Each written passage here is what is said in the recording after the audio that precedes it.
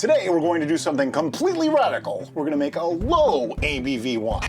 Now, this is something that's actually come up recently in our VIP club, where someone had parents who really weren't too big on the high alcohol, and they wanted to still enjoy the flavors inherent in wine. And initially we're like, I don't really know how that can happen, because in order to get the flavors of the wine, you need the fermentation, but the fermentation creates the alcohol. So how do you do that? But then we pondered further, and we came decided, up with an idea. Hey, this could be done, and we're going to try it today. First, I'm going to hydrate some yeast, which means a little bit of grape juice. This just happens to be Welch's 100% grape juice Concord. So this is going to be a Concord wine. I happen to like Concord wine. And the ingredients are grape juice from concentrate. It does have ascorbic acid, citric acid for tartness, it says. So we're going to check the pH on it as well. We're going to check the pH first before we add our yeast, because if the pH is out of range, then that could harm we really our don't want to do the yeast in this. Okay, got my test strip, got my sample. Tastes nice. It's 3.0.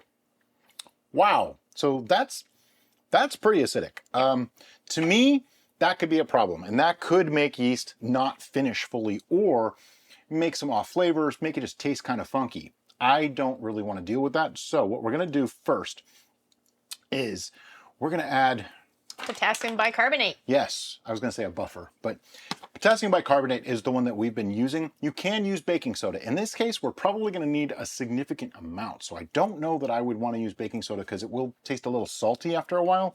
So instead, we're going to use potassium bicarbonate. And just because we've used this a couple times, I know I'm going to need 2 teaspoons. So we're going to start with 2 teaspoons. Yeah. Nope. Oops. It'll get a little foamy in there. Just mix that up. See the foam? Hopefully you don't need to add more. If we do, we'll have to deal with it then. Look at the foam. That's insane. But that's the chemical reaction. You know, it's just releasing gas from, I don't know, somebody will tell me. But it's like how we used to do with vinegar and baking soda when we were kids. In case you haven't followed what we're doing so far, we found out that this juice is going to be too acidic for our yeast. So we added something to reduce the acidity or raise the pH. And now I'm going to dump this into our fermenter.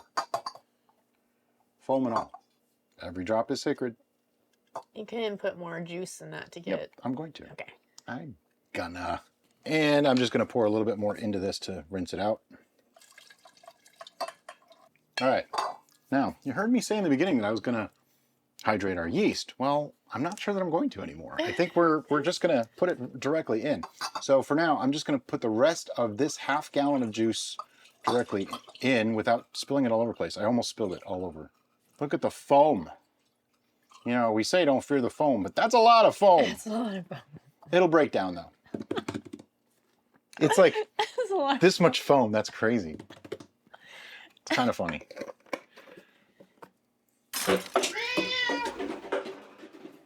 All right, so the next step is more juice. You want to put the tea in first? Okay, the next step is to add tea. Now this is just black tea, steep for 3 minutes. We used to steep for 5, and I learned recently that 3 minutes is actually better. I like the flavor better, so perhaps that'll take some of the edge off too when we do it ourselves. Now, everybody always asks, how much water did you steep it in? This time it was 3/4 of a cup, but it could have been a ½ cup, could be 2 cups. It doesn't really matter. But in this case, it could dilute our juice. That's the only reason why it makes a difference, because this tea is going to be dispersed through the entire gallon. So it doesn't really matter. Before someone asks, I suppose, yes, you could have steeped the tea right in the juice. I'm not sure what that would do to the flavor though.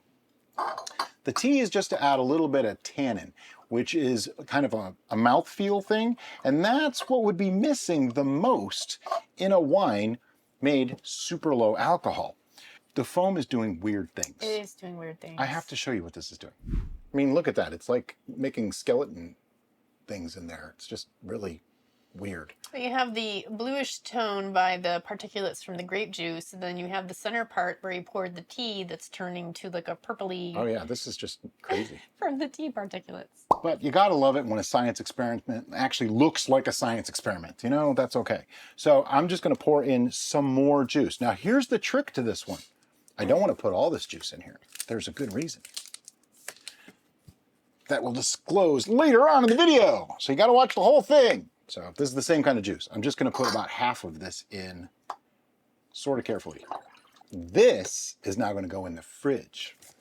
All right, so let's take some notes before we get too ahead of ourselves. So right now we are at approximately 64 plus half. About 3/4 of a gallon. Okay. But now that we have all of our tea and our juice in here, we want to give it a nice mix, and we are going to not only take a gravity reading, but we're also going to check the pH one more time. Yes. Just to be sure. It's just funky colors. Like some of it's pink and red and blue. And... It's the different particulates. Oh, yeah. The foam's breaking up, though. You can see it.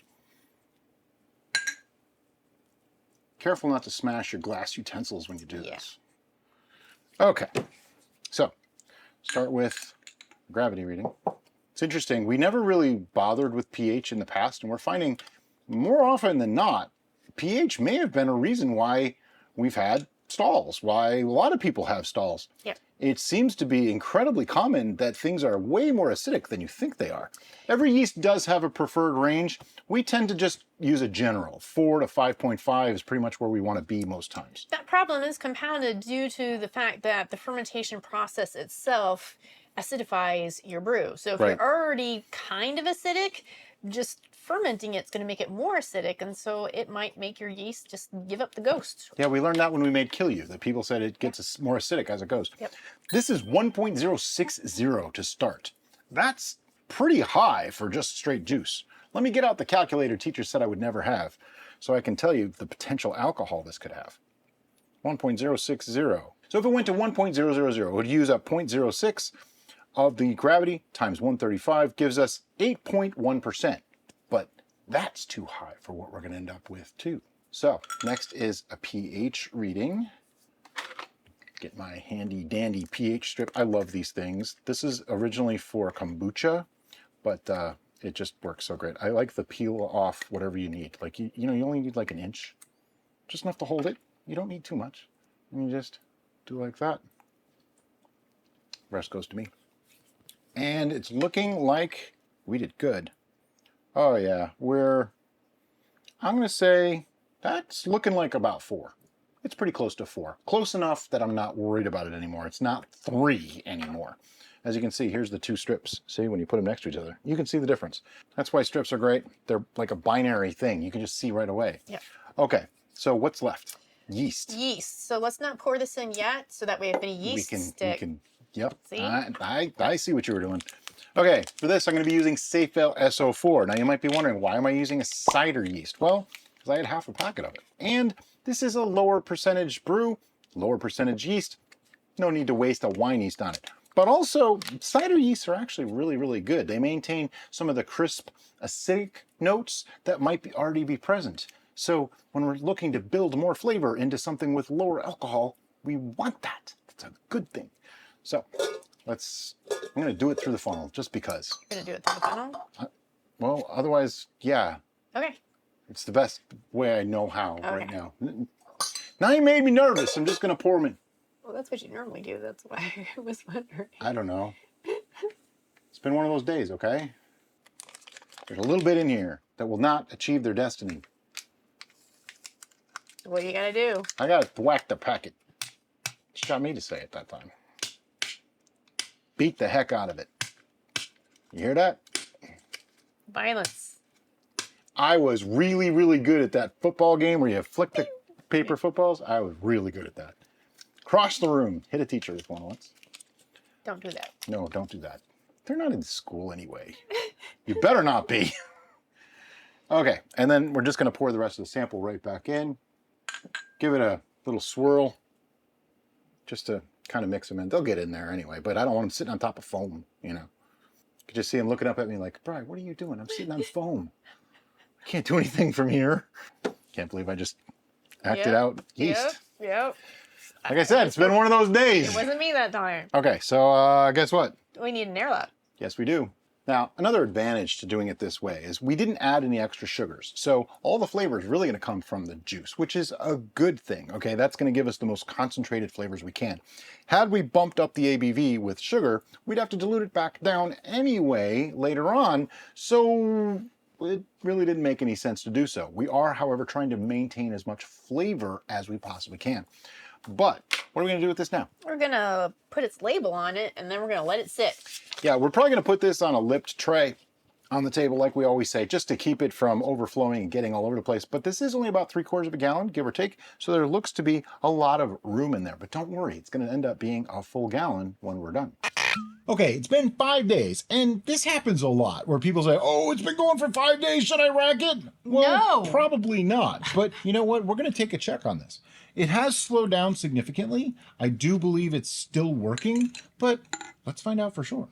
We have a significant layer of lees that's collected at the bottom. If you can see my pinky, that's where I can see the top of it is. Yeah, there's a lot of sediment that fell out of this one. But that doesn't necessarily mean anything, because there's also times the sediment can fall out immediately, but the yeasties are still doing their job. So we don't want to get in the way of the yeast. And that's what happens if you rack too early. You might actually stall it or cause the rest of the yeast that are left to stress a little bit, which could produce soft flavors. I'm not saying it's a necessarily definite thing to happen, but it could. That's why we stress the importance of wait till it's done fermenting and then rack. And I feel the need to expand a little bit on that, because I think perhaps some people aren't getting the message of why we stress don't rack early. All this stuff that is in the bottom is either live yeasts that are just chilling out down there, or dead yeasts that the live yeasts are actually feeding upon because they're kind of cannibalistic. Yep. So when you rack... Plus a million other compounds that just fall out as a brew is happening. Just so when you rack, you're getting rid of all of that, which if the fermentation is still going, that's a bad thing. Don't do that. So that's why we stress, take a reading, wait a week, take another reading. If those readings don't change, then you should be okay to rack. So long as those numbers are in the place where they should be. Right. If it's, that's a whole other video. We did a video on that. Yeah. This is at 1.002 right now. So it's very close. I'm going to say it's not quite there yet, but I kind of expected that. So I'm just going to dump this sample back in carefully. I'm going to tilt it so I don't splash. The reason why he's tilting it is that if you run your sample down the edge, then that's going to limit further any oxidization. We know alcohol is present now, so we don't want to oxygenate this brew, because oxygen and alcohol with acetobacters, which are omnipresent, could lead to vinegar. Yes, this is That's low why enough it's important. ABV that it could turn to vinegar, so it's something to be very aware of. In case anyone was curious, right now, this is sitting at, get out my calculator, the teacher said I would never have, 1.060 minus 1.002 gives me 58 points, or 0.058 used times 131.25. If you're curious why I'm using 131.25 versus 135, it's because this is probably below 8 or 9%, and that's where the break-off point is. Below 8 or 9%, 131.25 is a little bit more accurate. We have a video on that too. 7.6%. So I'm expecting this to fully go maybe 7.7, 7.8%, but we're going to give it at least another week, and we'll be back to check it and show you what it's doing. Been another week. Time for the verification check, just to make sure that this is really done. It was at 1.002, so there's a chance that it didn't finish last week and it's not done this week. It's possible. You never know. That's why we do this. Yeah. What we do is we go week by week until those readings don't change. So even if this dropped, we might just put it away and let it go again. It's actually at 1.000. My initial instinct is that's so close and we're going to rack it, let it sit for a while. We can just rack it. It's okay. You have future plans for this anyway, so. There's more stuff going to happen. It smells awesome. I'm going to pour this directly into the new fermenter because otherwise I could disturb all the lees in the bottom. You'll probably get tired of hearing me say that, but you know, the first time you do it, you'll wish you listened and didn't pour it. Trust me. And for racking, really simple. We're going to use the auto siphon. Source higher than the destination. leave the cap on the bottom. That'll prevent all that stuff. Do you see all this stuff down here? That's called lees. That is everything that fell out of solution. It's not just yeast, but there's quite a bit of yeast in there too. So I don't want any of that in this bottle, so we use the cap and it helps protect against that. Just go in about halfway. In this case, just a couple inches. Give it a couple strokes to get it going. Carefully, if you can. Good. And then let it rack. Okay. Little bit of a cautionary thing here. We racked it. And you see all this headspace? That could be a bad thing, especially in something this low of an ABV. It could make it turn to vinegar. It could add weird flavors from oxidation. So we decided, let's take up some of that headspace. What did we have? We have a bag of glass marbles. You can just as easily well use the glass pickle weights. Yeah, fermentation weights. But if you do that, I would save a set just for your brewing, so that way you don't have any chance of getting some vinegar accidentally into a brew. Now these are food grade glass marbles. They're just clear glass put into a just like a bag that you would use to hold grains or hops or something like that in brewing. So. The ones that we got are not available on Amazon anymore. Real. So I'll link something close to what we have. And that's why I mentioned the pickle weights, because I know the pickle weights are definitely available. Something very important. You want to make sure it's completely submerged. If anything's sticking out, that could mold. So I'm just gonna, my hands have been cleaned. It's gassy. Do you want me to get the stirring No, I got it. stick? You got it? All right, so I got it in there. I'm gonna put the airlock back on. Take a note that we racked it. Let this sit for probably a week, maybe 2. We're also going to take a note that there's marbles in here, because we freaked ourselves out one time when we added marbles and forgot that we did that, because we saw the bag pushing on the side that you may be able to see. It looks really weird. Like here. Yeah, I'm gonna show you. Let me show you. Right, so if you're looking at your fermenter and you get to the bottom and you suddenly see that might freak you out just a little bit, and it always does to me. So that's why we take a note that we put marbles in there. So this is just going to go in the fermentation for a week, maybe 2, and we'll be back to show you then. All right, so it's been just about a week or so. Yeah, like a week and a day. And we're sitting here talking about this, and we racked it, and we put it on the marbles so that way we wouldn't have too much headspace. And The marbles got to come out. it's super dark, Yeah. like opaque style dark. So we really don't know if it cleared or not, because it looks like it might be clear. I don't know. Before you reach in there, what do you got to do? I'm gonna sanitize my hands. Look at me, I'm drippy. Okay. So those of you who are sensitive to the acids in the sanitizer solution, invest in some good moisturizer, because you will want to cleanse yourself thoroughly and moisturize afterwards, because the acids can be rough. And I am finding out this is more of an issue for me now that I am getting older. All right, but now I'm sanitized, so I'm gonna. Oh, it was just right there. See, I Yeah. could have done that. Yeah. I saw it, so I knew it was within my grasp. Ha ha ha. Pun intended. All right, but It's one of those days today. the marbles. There we You go. got to just shape them. You gotta just kind of maneuver it. Don't let it drip too Don't- far. Okay. Oh, it's that. Right. Oxygenation. All right. Yeah.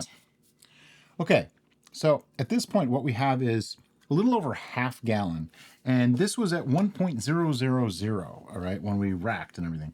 So the idea is we want to lower the alcohol even more. Right now, let me just figure it out for I'm just you. gonna put this on here just. Yes, for please safety. do. Right now, we're sitting at it started at 1.060. By the way, this is the calculation teacher said I would never have handy. It was right there, just right here. That joke never gets old. Some people say it does. I say it doesn't. Lots of people tell me they like it, so it stays. The humor of the joke is in the eye of the beholder. Yes. Or something like that. So 1.060 minus 1.000 gives us 60 points of gravity used up. Times 135 gives me 8.1%. So it's already somewhat low.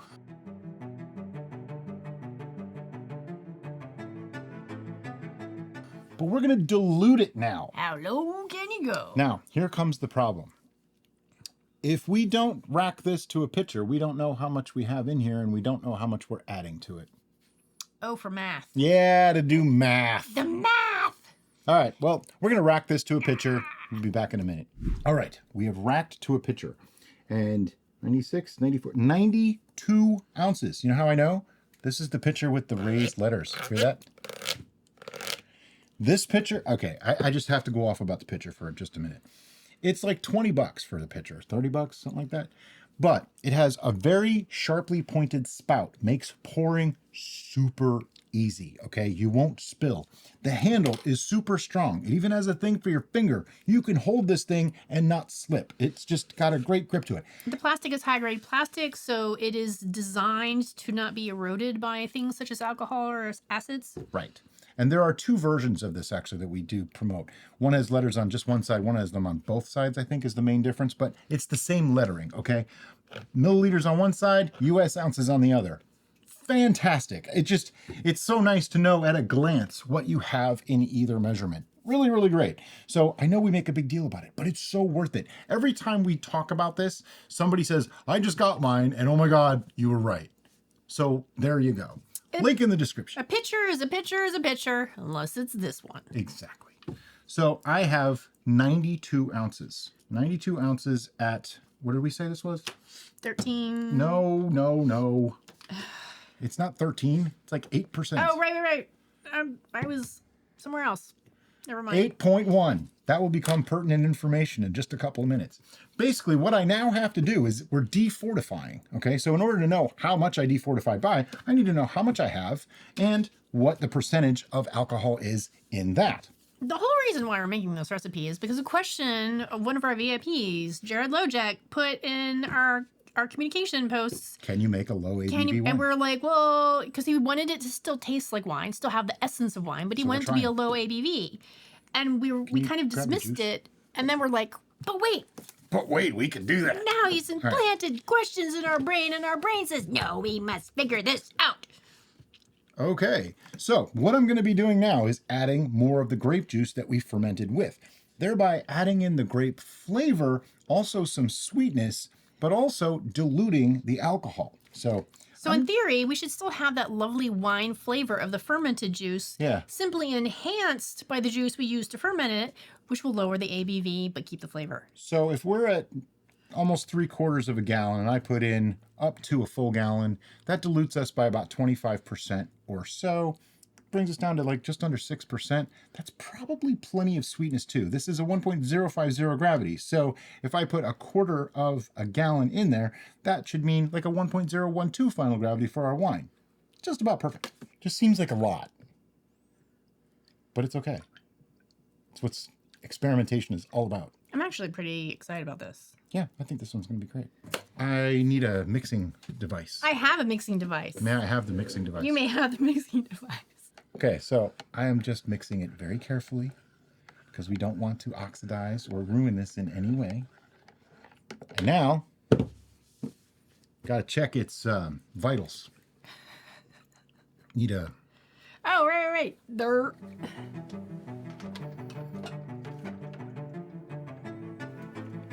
And I'm just going to pour that. For some reason, I thought you were in math. I'm gonna math. I know math is part of it, but you would need part of the equation in order to math, right? Well, I have the information for the math because I put it up to 128 from 92. So that's 28 plus 8 is 36 at 0. But I want to taste it and get a gravity reading because I estimated this at 1.012. I want to see if I'm right. That's all. Are we floating? We're floating. I think we're floating. Why are all the foam bubbles on the side that you need to read? It's like completely clear on the other side. And as I turn it, they go there too. And the hydrometer turns. As the hydrometer turns. It's a new soap opera. I'm a little bit off. It's 1.016. 1.016. So that's on the Swedish side. It's okay. And we don't even need a glass. Which is good because we have sound blankets up now. Yeah. I don't know. Let me know if you notice the difference in our audio. Why are you pouring? You're going to drink? Wait. Because we don't need to drink all of that. Okay. My bad. It's okay. We don't need to drink all of that. Okay. It's got some of the wine flavor to it. It needs a little bit of something though. You know what it needs? Acid.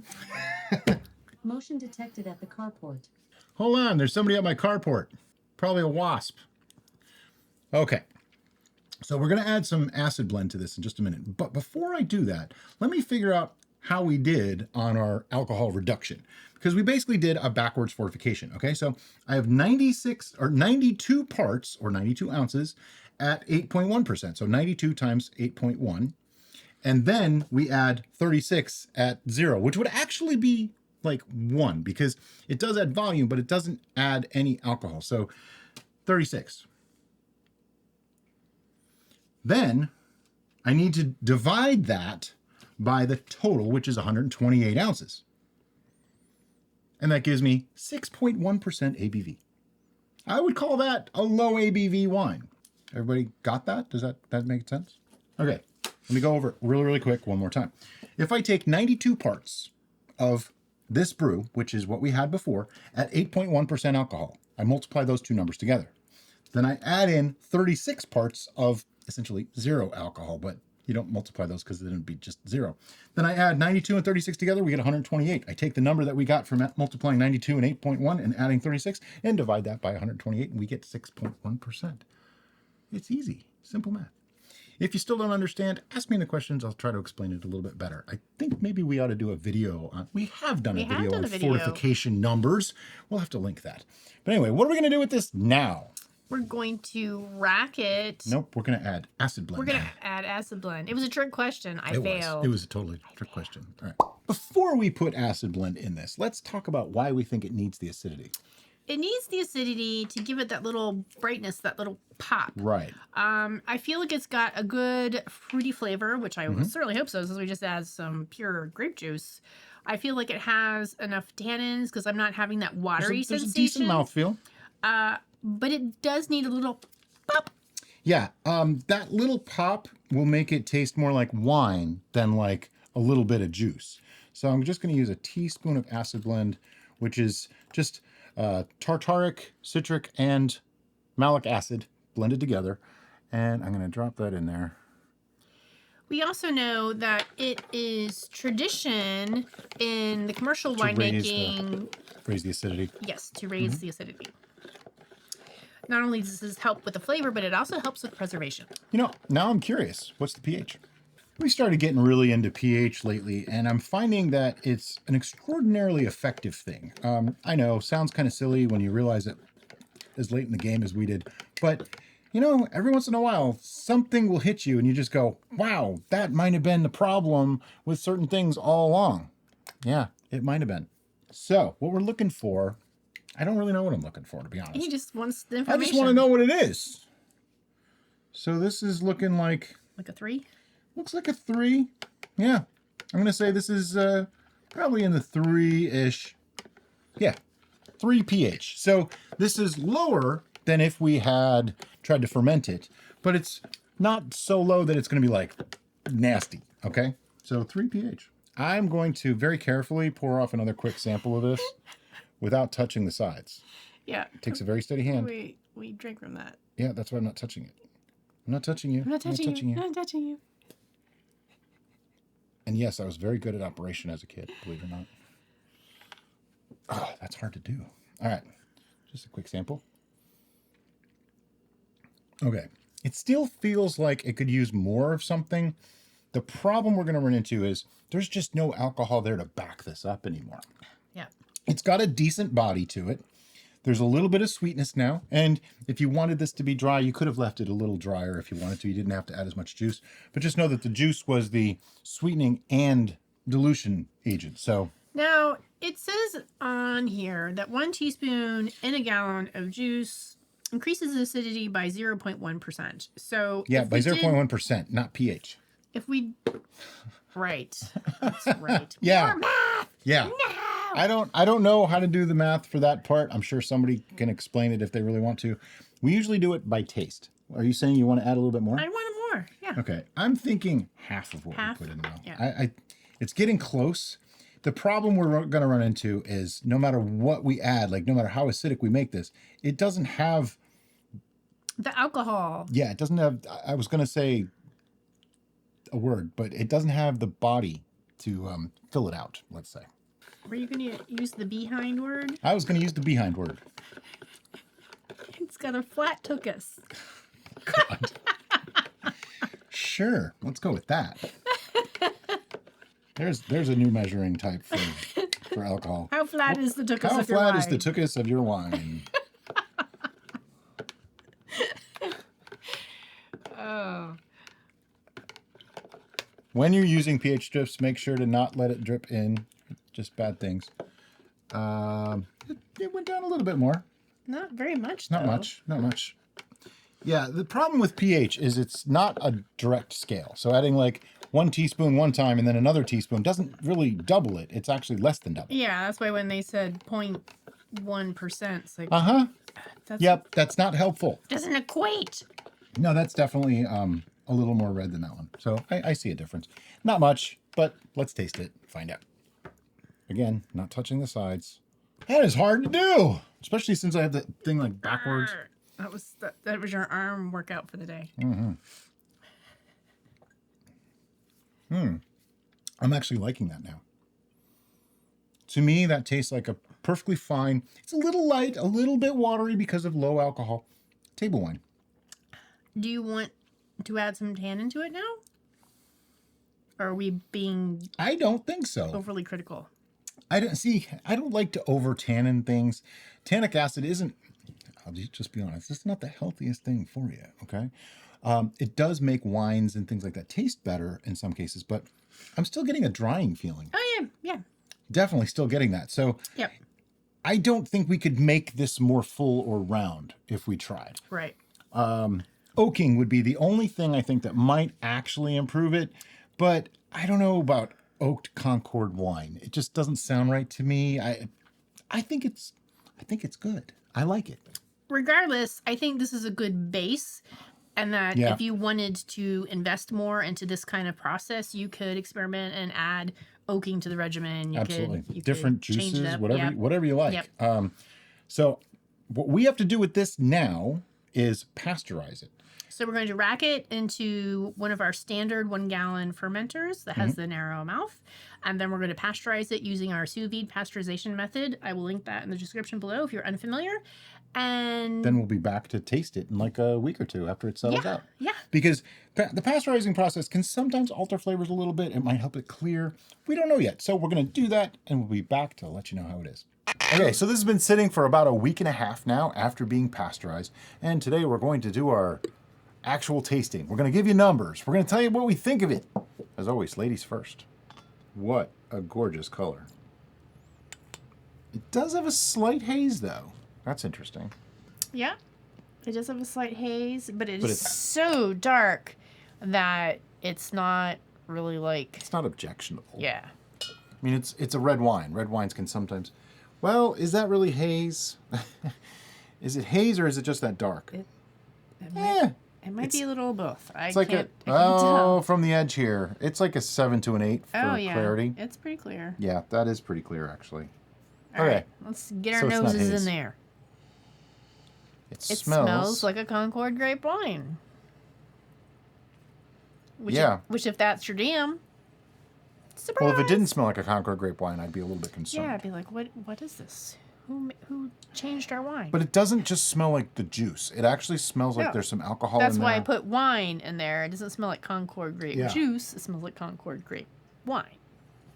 Now, if I recall correctly, we changed the acidity profile of the juice so that it would ferment, and then we added acidity back Right. at the end. So it actually is about the same acidity as it was when we started. Like self-stabilizing almost with the acidity. But it let, oh wow, that smell is It really smells good. really I actually really like Concord grape wine Yeah, and the I- juices, so, you know, not everybody does. You know? Seriously, for a table wine at 6%, that's really good. I could eat this with a nice plate of spaghetti and be perfectly happy. You would eat that? Drink it. Sorry. fork? I was thinking about the spaghetti. I know. Brian made a really awesome spaghetti and meatballs last night, so that's still in my head. And I'm It's thinking, unexpected, too. if I could drink this with that Yeah, meal this- that I this had would have been last good with that. night, Yep. We can go back in Perfection. time. but the TARDIS is still in the shop. Gosh darn it. I think this hits all the points, though. It has a little bit of the winey, like alcohol flavor. It's got the fruity juiciness of the grape. It's got a nice brightness to it from the acidity. And it even has some mouth fullness from the tannins. Because I was expecting this to be very watery. It's not. Well, I was hoping it wouldn't be. but Right. with all the stuff that we did into it, that was the point. Yeah. Wow, this came out really good. It did. And again, and I know I've said this 100 times, but thanks, Jared, because he put that earworm into our brains, and our brains were just like, nope, this is a problem we have to figure out. Yeah. And I'm going to stick to my original suggestion that this is a great base. And from here, the world is your oyster, right? I know I You earlier could had put- said oaking this would be weird. I disagree now. Nope. I think you could totally oak this. I think you I could. think French oak would do really, really nicely with You this. could add. It's just not gonna. That's right. You can add different fruit juices if you wanted to create a different flavor profile. Like there's plenty of reds, particularly the California reds. If you haven't experienced the new California reds that are coming out right now, they're doing these really great blends with lots of different flavors. So you could start with the Concord fermentation and then add cherry juice in secondary, or add plum if you want to go darker, or whatever floats your boat. Plum you know, and cherry. a combination. Absolutely. Pomegranate, cranberry. Go nuts. That's true. Any right? of those would really work for this. They You would would- have to play with the acidity levels of all of them. Yes. Yes. And probably the end sweetness levels to get them to work. Yep, yep. And pretty much any juice would work for this. I even see adding some black pepper into the mix would be fine, because we've really enjoyed our black pepper additions in the wines that we've used that in. Yeah. I think you could even do the chocolate, adding the Creo Brew into this with the yep. low ABV addition. There's a lot of ways that this can go now. This is like a test of the theory. Can you Yeah. ferment something Proof of concept. and then add juice to knock it down the ABV, but still retain Now, the wininess? the trick is of it. this ended up sweet. If you wanted it to end up dry, you'd have to just dilute it with water, which I'm afraid would take some of the flavor away, which Right. you're already watery because of Right. no alcohol. So that's where this, it only works if you want it to be sweet. Right. I think you could water it down with water, but then you're going to have to add more lot more tannin stuff. and more acid Yeah. to. Maybe we'll explore that at some point, but Yeah. I don't know. Personally, for our flavor profile, This just doesn't adding taste more juice overly sweet. is awesome. It doesn't taste overly sweet. I did not. Oh, it's 1.016. It's not overly sweet. With the addition of the extra acid blend to it, it definitely doesn't taste super sweet. Yep.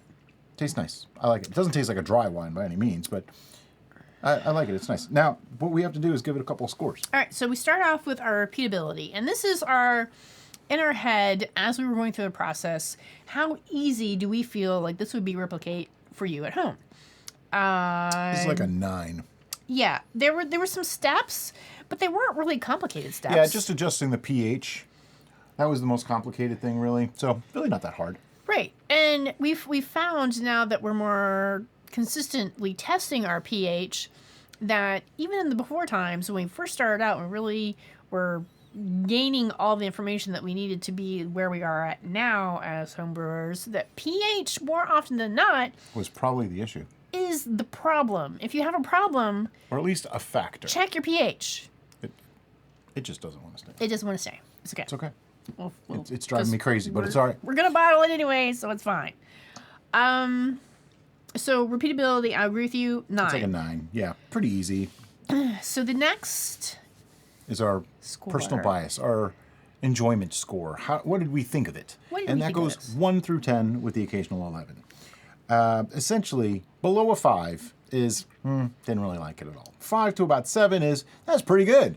7.5 and above is the really good to excellent category, with 11 being the pinnacle of perfection. because ours goes to 11. That's right.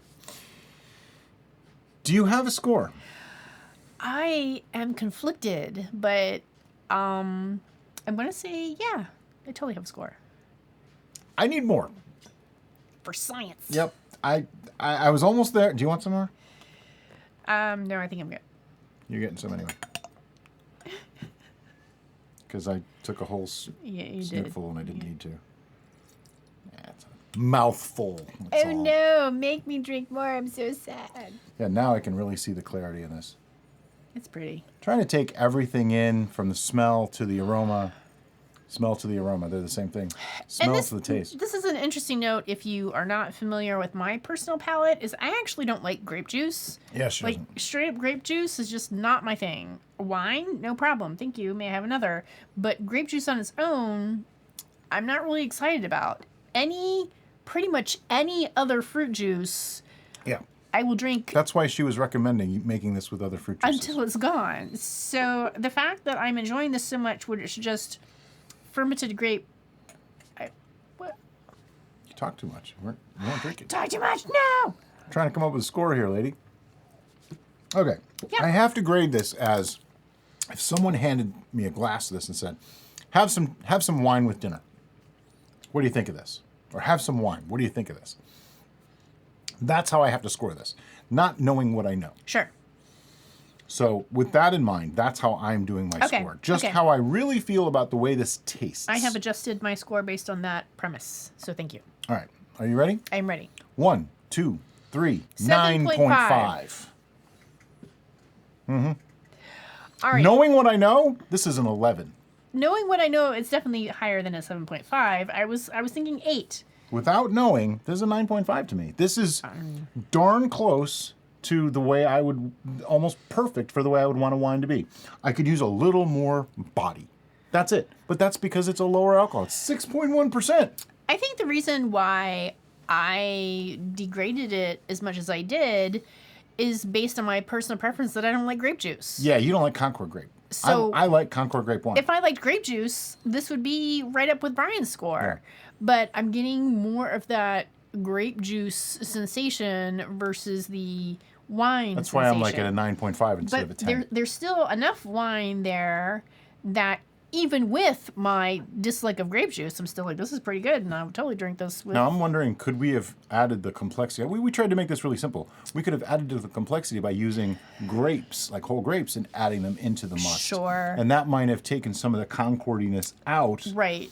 And added it, made it more. Or a combination of grape juice and another fruit juice. Yeah, or, there's a lot of ways we could have gone with this, but overall, I think this was a huge It success. is absolutely Enormous a huge success. And what did our final ABV end up being? 6.1. 6.1. That's beautiful. That's unheard of to have a wine that low that actually still has some body to it at all. Right. So the fact that would be my complaint, and that's why, knowing what I know, this is an 11. Yeah. All right. So, can you ferment some juice and then add more juice to lower the ABV? Absolutely. It's still going to be Could fantastic. have told you that before we made this. So, go team. As always, guys, thanks so much for watching. Have a great day. Bye-bye.